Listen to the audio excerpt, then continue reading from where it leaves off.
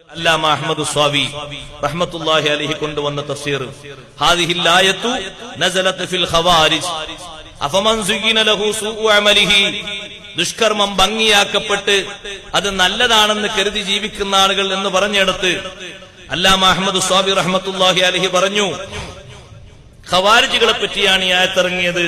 അല്ലദീന യുഹർരിഫൂന തഅ്വീലൽ കിതാബി വസ്സുന്നഹ് ഖുർആനിന്റെയും സുന്നത്തിന്റെയും വ്യാഖ്യാനങ്ങളെ വളച്ചൊടിക്കുന്നവർ.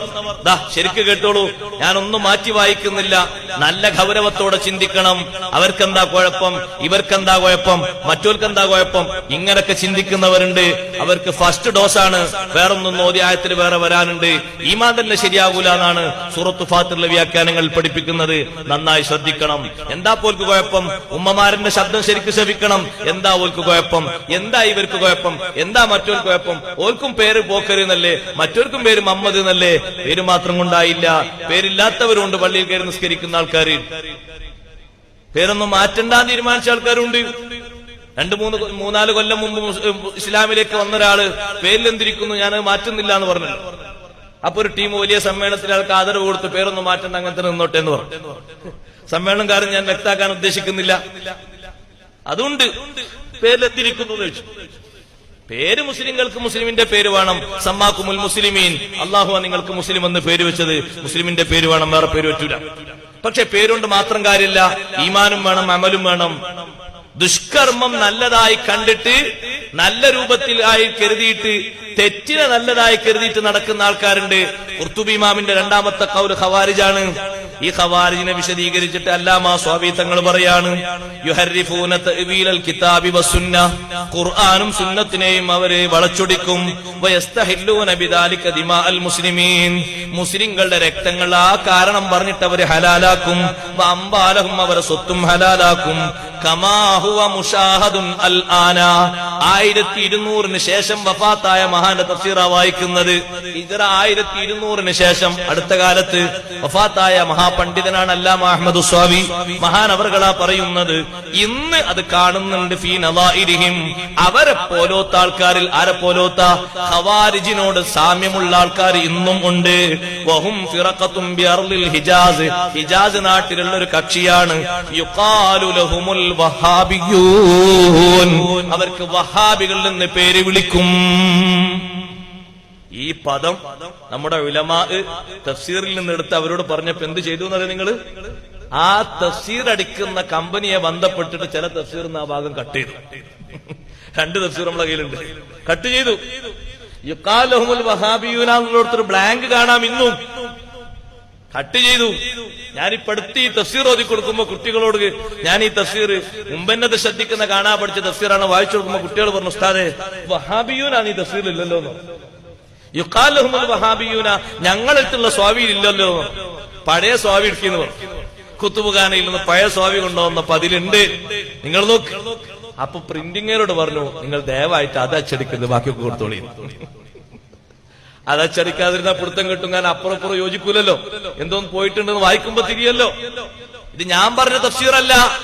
അഫമൻ സുയ്യിന ലഹു സൂഉ അമലിഹി ഫറാഉ ഹസന ദുഷ്കർമ്മത്തെ വളച്ചൊടിക്കുന്ന വ്യാഖ്യാനത്തെ നല്ലതായി ചിത്രീകരിച്ച് നല്ലതായി കണ്ടിട്ട് പിശാചിന്റെ തസീൻ അടിമപ്പെട്ട് ജീവിക്കുന്നവർ എന്നതിന് ഖുർത്തുബി ഇമാം പറഞ്ഞ 2ാമത്തെ തഫ്സീറാണ് ഖവാരിജ്. ആ ഖവാരിജുകളെ പോലെയാണ് വഹാബികൾ എന്ന് അല്ലാമ അഹ്മദ് സ്വാവി അവിടുത്തെ തഫ്സീറിൽ പറയുന്നു. യഹ്സബൂന അന്നഹും അലാ ശൈ അവർക്കൊക്കെ ഒരു ധാരണ ഉണ്ട്, ഓലൊക്കെ ഒരു പ്രത്യേക സ്റ്റാറ്റസിലാണ്, ഓലൊക്കെയാണ് രക്ഷപ്പെടുക, ഓലൊക്കെയാണ് രക്ഷപ്പെടുക, ഓലൊക്കെയാണ് സ്വർഗത്തിലെത്തുക. അലാ ഇന്നഹും ഹുമുൽ കാദിബൂൻ. തഫ്സീറ വായിക്കുന്നത് ഒരായത്തും കൂടി ചേർത്ത് കൊടുത്തതാണ്. അറിയണേ, ഇന്നഹും ഹുമുൽ കാദിബൂൻ അവരാണ് നുണയന്മാര്, അവരാണ് കാദിബീങ്ങൾ. എന്താ ഇവർക്ക് പറ്റിയ കേട്? ഇസ്തഹവദ അലൈഹിമുശ് ശൈത്വാൻ അവരെ മേൽ പിശാച് വലയം പ്രാപിച്ചു. ഫൻസാഹും ദിക്റല്ലാഹ് അല്ലാഹുവിന്റെ ദിക്റിനെ സ്മരണയെ അവർക്ക് വിസ്മരിപ്പിച്ചു. ഉലൈക ഹിസ്ബുശ് ശൈത്വാൻ പിശാചിന്റെ ജൽപ്പനത്തിന് വഴങ്ങിക്കൊടുത്ത അവര് പിശാചിന്റെ കക്ഷികളാണ്. അലാ ഇന്ന ഹിസ്ബശ് ശൈത്വാനി ഹുമുൽ ഖാസിറൂൻ പിശാചിന്റെ കക്ഷികൾ പരാജിതർ തന്നെയാണ്. എന്നിട്ട് സ്വാമി ഇമാം ദുആർക്കാണ്, നസ്അലുല്ലാഹൽ കരീമ അൻ യഖ്തഅ ദാബിറഹും അവരെ ഉന്മൂലനത്തിന് നാം അല്ലാഹുവിനോട് ചോദിക്കുന്നു. ഇനി ഞാൻ വേറൊന്ന് പറയാം. ഇസ്ലാഹി പ്രസ്ഥാന ചരിത്രത്തിന് ആവുകം എന്ന് 2 രൂപ കിട്ടുന്ന ഒരു പുസ്തകം. ഇപ്പൊ ഇതിന്റെ വിലത്രല്ല, പഴയ കാലത്ത് 2 രൂപ 50 പൈസ തോന്നുന്നുണ്ട്. ആ പുസ്തകത്തിൽ അനുകൂലികൾ മുവഹിദുകളൊന്നും പ്രതികൂലികൾ വഹാബികളൊന്നും വിളിക്കുന്ന പ്രസ്ഥാനം ഏതോ അതാണ് ഇസ്ലാഹി പ്രസ്ഥാനം എന്ന് പരിചയപ്പെടുത്തുന്നു. അവരുടെ നവോത്ഥാന ക്ഷേമൈശ്വര്യ പ്രവർത്തനങ്ങൾ എന്തൊക്കെയാണ്? അവർ നജിദിൽ നിന്ന് പൊട്ടിപ്പുറപ്പെട്ടു. അർദുൽ ഹിജാസ് എന്നല്ല ഇവിടെ പറഞ്ഞത്, നജിദിൽ നിന്ന് പൊട്ടിപ്പുറപ്പെട്ടു. അവരുടെ ആ സംഘശക്തിയുടെ ആക്രമണം വിവിധ നാടുകളിലേക്ക് വ്യാപിച്ചപ്പോൾ മദീനയിലെത്തി. മദീനയിലെ ഹിജ്റത്തു ഷരീഫയുടെ സമീപത്തുണ്ടായിരുന്ന ഭണ്ഡാരം അടിച്ചു പൊളിച്ചു. അതിലുള്ളത് മുഴുവനും കീശയിലാക്കി. സിയാറത്തിന് കുറച്ച് ആൾക്കാർ അവിടെ ഉണ്ടായിരുന്നു, ഓലെ അടിച്ചു പായിപ്പിച്ചു. നേരെ ത്വായിഫിലേക്ക് വിട്ടു. ശുഹദാക്കളെ മക്ബറ ഉണ്ടായിരുന്ന സ്ഥലമാണ് ത്വായിഫ്. മക്ബറ പൊളിച്ചു. അവിടെയുള്ള കുറെ ആൾക്കാരെ കൊന്നൊടുക്കി. മക്കയിലേക്കെത്തി. മക്കയിലെത്തിയിട്ട് കഅബത്തുൽ മുശറഫയുടെ ചുവട്ടിൽ നേർച്ചകൾ കൊണ്ടുവരുന്ന ഒരു ഭണ്ഡാരം ഉണ്ടായിരുന്നു, അടിച്ച് തകർത്തു. അതിലുള്ളത് കൊള്ളയടിച്ചു. ചുറ്റുഭാഗത്തും കുറച്ചൊക്കെ മുസ്ലിങ്ങളാണെന്ന് തോന്നുന്ന, കൊല്ലാൻ പറ്റൂലാണെന്ന് ആയത്ത് വളച്ചൊടിച്ച് വ്യാഖ്യാനം പറ്റുന്ന ആൾക്കാരെ കാണുന്നവരെ മുഴുവൻ കൊന്നു. നവോത്ഥാന പ്രവർത്തനാണിത്.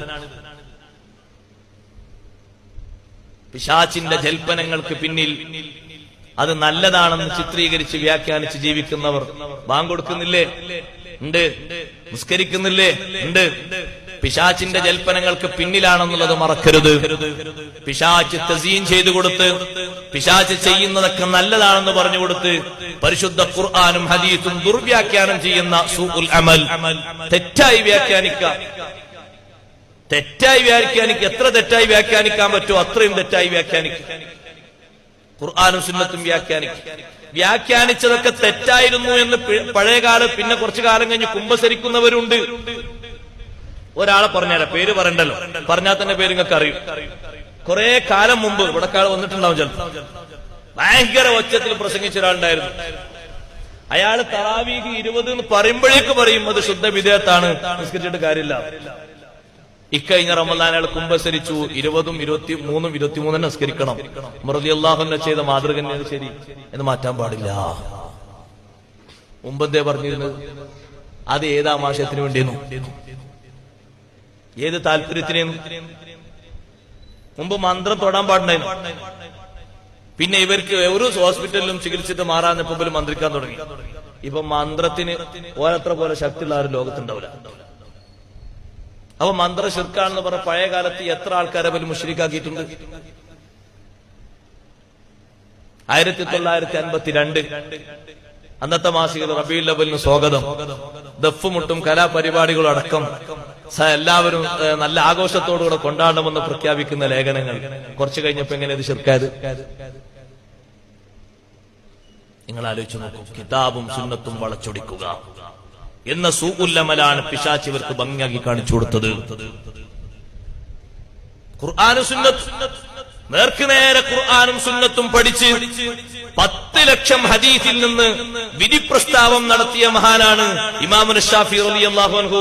1ഉം 2ഉം 1000-ൽ നിന്നല്ല, 10,000-ൽ നിന്നല്ല, 10 ലക്ഷം ഹദീസിൽ നിന്ന് ശാഫിഈ ഇമാം തങ്ങൾ പറഞ്ഞു, ഉമ്മഹാത്തുൽ മുഅ്മിനീങ്ങളിൽപ്പെട്ട ഒരു പെണ്ണും അവരെ മക്കളിൽപ്പെട്ട ആരും സ്വഹാബത്തിന്റെ ഭാര്യമാരിൽപ്പെട്ട ആരും ജുമുഅ ജമാഅത്തിന് പോയതായിട്ട് ഞാൻ അറിഞ്ഞിട്ടില്ല. എന്തെങ്കിലും ഒരു മഹത്വം അവർക്കതിൽ ഉണ്ടെങ്കിൽ ഇവർ സമ്മതിക്കുമായിരുന്നു, പോകാൻ കൽപ്പിക്കുമായിരുന്നു. അതും വ്യാഖ്യാനിച്ചില്ലേ സഹോദരങ്ങളെ? അവര് പറഞ്ഞു ശാഫിഈ ഇമാം തങ്ങൾക്ക് വിവരമില്ലാഞ്ഞിട്ടാണ്, പോകണം എന്നുള്ള വിവരം നമുക്ക് കിട്ടിയിട്ടുണ്ട്. എത്ര പുളിച്ച വാക്കാണെന്ന് ആലോചിച്ചു. ആരാ ശാഫിഈ ഇമാം റളിയല്ലാഹു അൻഹു? അതുപോലത്തെ ഒരു പണ്ഡിതനെ പിൽക്കാലത്ത് ലോകം കണ്ടിട്ടുണ്ടോ? 10 ലക്ഷം ഹദീസ് പോയിട്ട് 100 ഹദീസിന് ഒരു കാര്യം ഇസ്തിംബാത്ത് ചെയ്യാൻ കഴിയും? 10 ലക്ഷം ഹദീസിൽ നിന്നൊരു മഹാപണ്ഡിതൻ ഒരു കാര്യമെടുത്ത് ശക്തിയുക്തം വിശദീകരിച്ച് പറഞ്ഞപ്പോൾ എങ്ങനെ അതിനെ എതിർത്ത് ലാഘവത്തോടെ? ഇത് മൂപ്പർക്ക് അറിയാഞ്ഞിട്ടാണ് ശാഫിഈ ഇമാമിനെ. നമ്മൾ ഇന്നലെ ഡിക്ഷണറി മറിച്ചു നോക്കുമ്പോ അതിലുണ്ട് പോകണം, എല്ലാരും പോയി കൂടിയാണ്. ഇതാണ് വളച്ചൊടിച്ച വ്യാഖ്യാനം. എന്നിട്ട് നമ്മളെ മനസ്സിലെന്താ തോന്നുന്നത്? ഓരും നല്ലോലാണ്, ഓരും രക്ഷപ്പെട്ടോലാന്നാ. കയറി തന്നെ വേണ്ട.